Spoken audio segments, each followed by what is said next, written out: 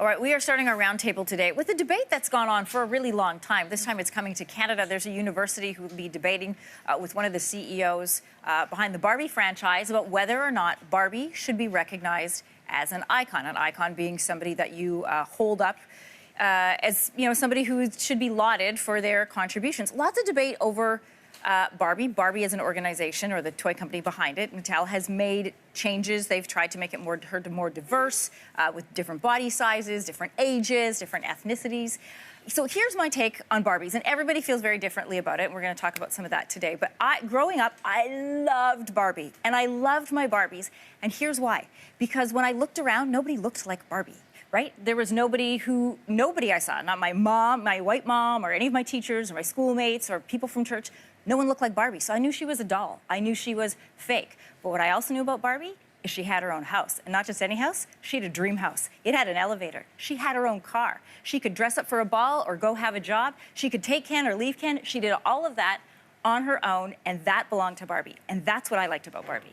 I think that's great that that was your takeaway from that, because that can be very empowering. I think there are so many lessons that we learn from mainstream media and the pictures that we see around us as kids. And there has been extensive study on the impact of Barbie on particularly girls' perceptions of self.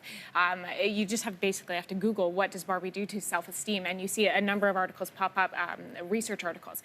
Anyway, a couple of those studies indicating that particularly between the ages of 5 and 8, exposure to Barbie can really lower one's view of self. It can lead to this perception that thinness or Barbie's look represents what is healthy, what is a high level of fertility, what is attractive.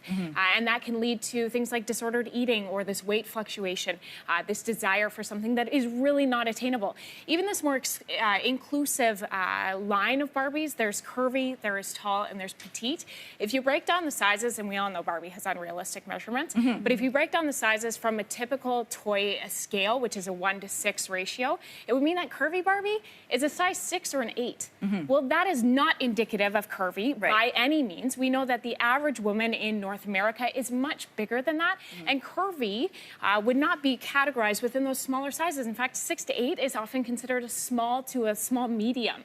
So I think it's pretty unfair to just kind of label her as a feminist. I think that there's conversations around body and self-esteem that continue with Barbie, but I just don't know that I stand for Barbie. Sorry, that was very long-winded. I know that you have things to say too, but I'm not a fan of her as a feminist icon by any means. No.